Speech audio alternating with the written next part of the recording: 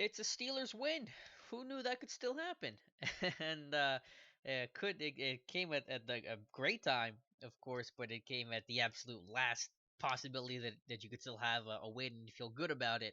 As the Pittsburgh Steelers beat the Cleveland Browns 24-9 Sunday, as they move back to 5-5 on the year, and they are tied with Baltimore for first place. Baltimore, I believe, has tiebreaker right now over a better AFC North record, 3-0 compared to 2-1. But that, of course, can still change. So, sky is not falling. I won't say that all is right with the world again, but things are a whole lot better. The Bengals kind of continue to push themselves out as they lose to the Buffalo Bills 16-12 today. I think I know what their record's at, 3 and something.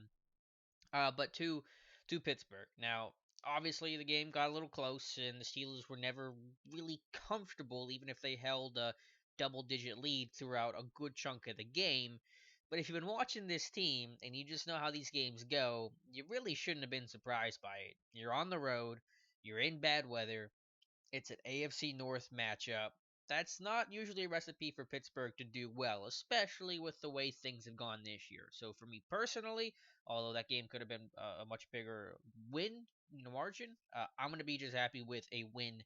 Period. I'll take beating the Browns 24-9 than losing to Dallas by 5, even though it was a great game and a close game and all that fun stuff. So what happened? Well, the offense moved the ball great. They had great ball control, especially in the first half. They were able to extend drives, convert on third down. I think at one point they were like 5-9 or 5-10 on third down, which is a tremendous number.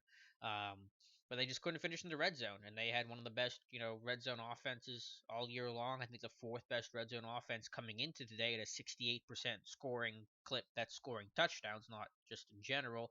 And today they go 104, and the one they did get was probably the most disagreeable situation. The end of half, again, aggression by Tomlin. Trying to go for with the ball about the half-yard line with no time left, last play of the half, and they get bailed out by some penalties. And that was the only red zone touchdown. Le'Veon Bell kind of basically 1 yard plunge. So that's an issue for the team. Obviously, I think weather impacted things pretty greatly today. The wind took away basically any semblance of the deep ball. I think Ben took maybe one real true deep shot today, and it got caught in the wind, and it was early in the game, and the pass fell incomplete, nowhere even close. So that's in the big element of the Steelers' offense, and when you don't have that, because of the weather conditions, you lose that element, and you're going to see the Steelers struggle some. But I think they controlled the line of scrimmage in both phases, the offensive line for the Steelers and the Steelers defensive line. That's where things start. They had the better quarterback play. They got more pressure. They were more successful on third downs.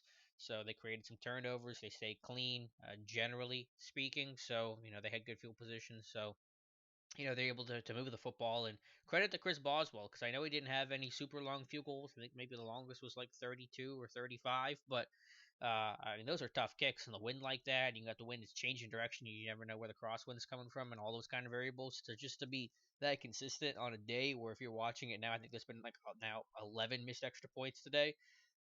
For him to go 3 of 3 on field goals the way he did, big props to Chris Boswell. So thank him for giving the Steelers the points early in the game when that offense had stalled out. But Le'Veon Bell, tremendous game, such a workhorse. I mean, the guy finishes with 36 touches. That's a career high for him in the NFL.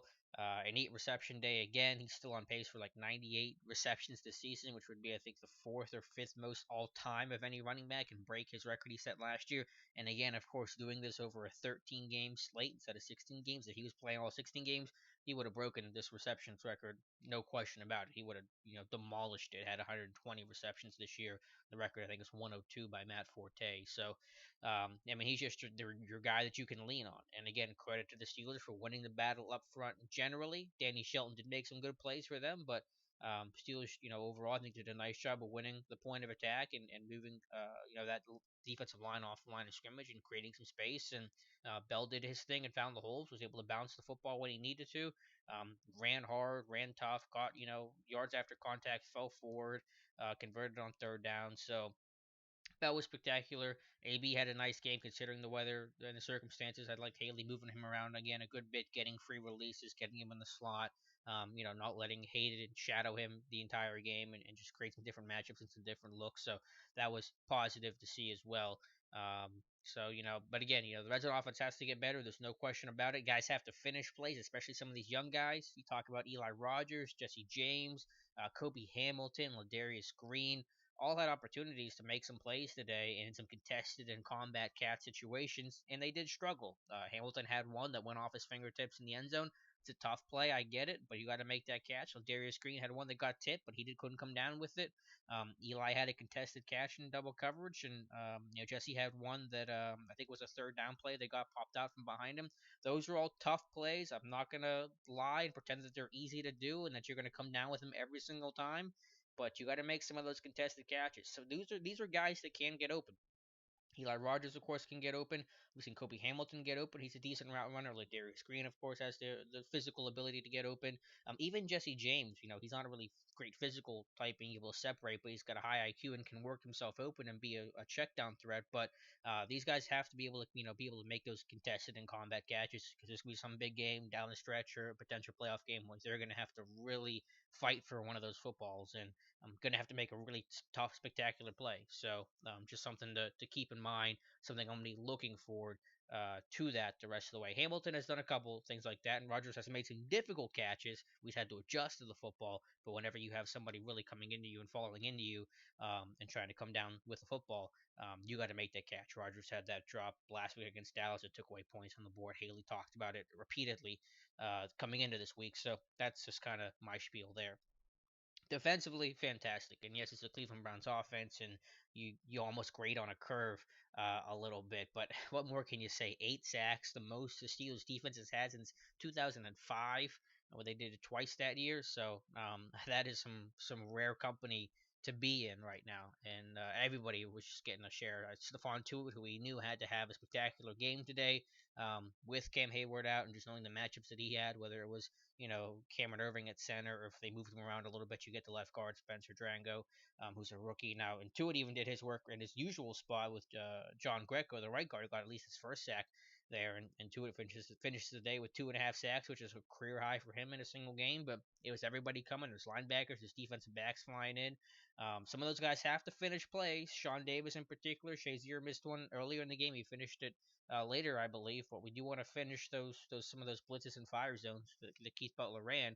So he keeps calling them. You want Keith Butler to keep calling those plays. You got to be able to finish on them. But I thought Butler did a really nice job of being able to marry those traditional five-man, fire zones and some four-man stuff. You look at the sack forced fumble by Ryan Shazier in the fourth quarter. That was a four-man pressure. Usually that'd be a five-man rush, but they're trying to mix things up a little bit and be able to rush four creatively while still dropping seven. It's that marriage of what the Steelers want ideally, to be able to get pressure with four while dropping seven. But now recognize you have to do it in some creative ways, because just the front four in general has struggled to get their pass rush throughout the season. So I really kind of a tip of the hat to Keith Butler today. I think on first glance, and I'm sure it'll probably be confirmed once I kind of watch the game a little closer.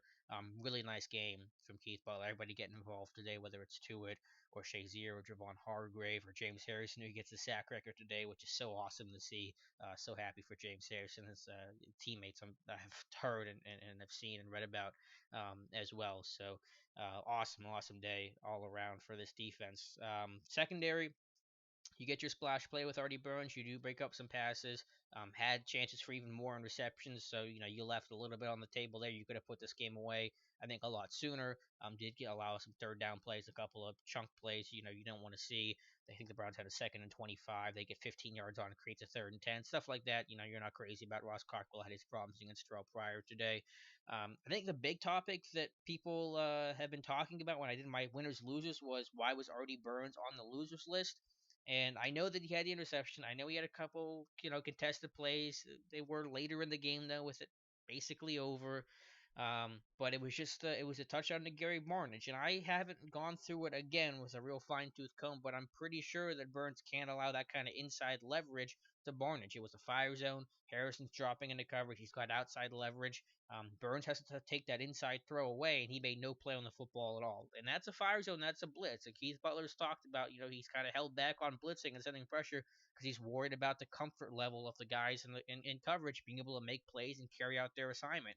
So it's a big mental mistake where we've seen Artie Burns make several mental mistakes, both in coverage or in run support this year, and it's kind of that domino effect. If these mistakes keep happening, Keith Butler's not going to blitz as much because that's going to be the concern. Do I trust my guys in coverage to execute their assignment on some of these fire zones when they have less help, whenever they have to really focus in a little bit more, when they can't play as, I guess, comfortably in a sense as possible. So, that's kind of why I was even more kind of concerned about it, and why I was more apt to put Burns on the loser list, because it wasn't just a physical mistake. It wasn't just one physical blemish like Sean Davis's missed sack opportunity, which was bad, and he's got to finish that play. I just talked about that, but that's a physical thing generally.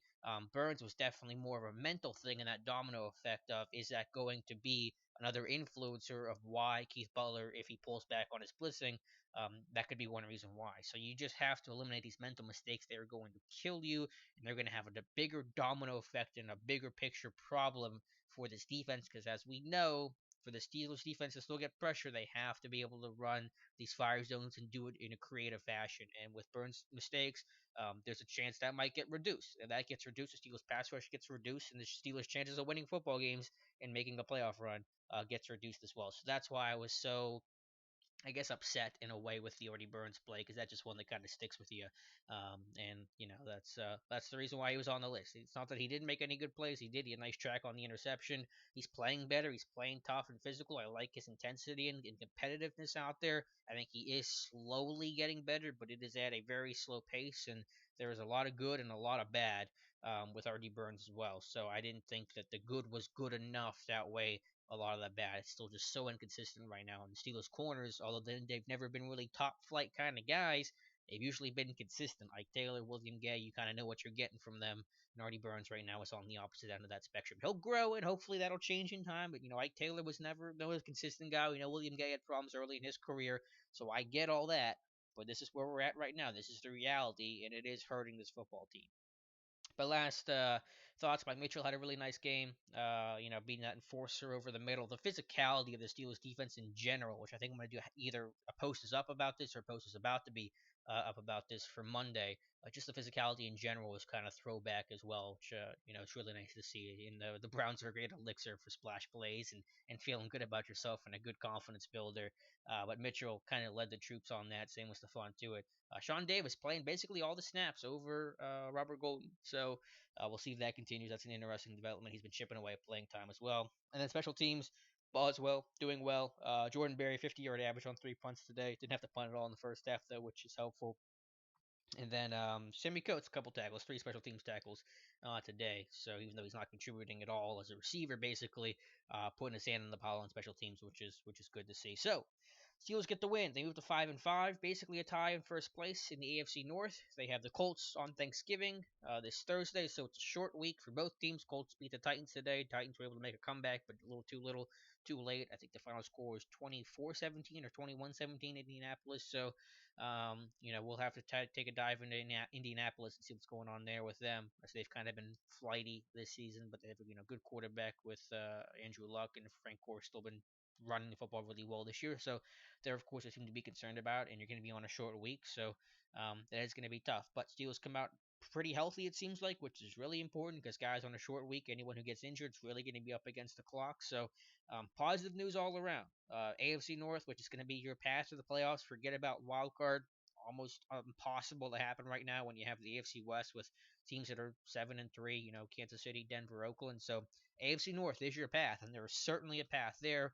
Steelers are right in it. Cincinnati's falling out. It hasn't become a 2-horse race between Baltimore and Pittsburgh yet, but it's almost there. Maybe this time next week we could be talking about a 2-horse race between Baltimore and Pittsburgh. So the path is there. The optimism is hopefully back. And we'll see what happens. Should be a lot of fun. So thank you guys for watching. Let me know your comments and your feedback below, either on YouTube or Facebook or however you're first watching this video. Be sure to follow myself and Dave and Matthew and the rest of our crew on Steelers Depot throughout the week as we kind of recap this game and take it to Indianapolis. So thank you guys for watching, and we will talk to you soon.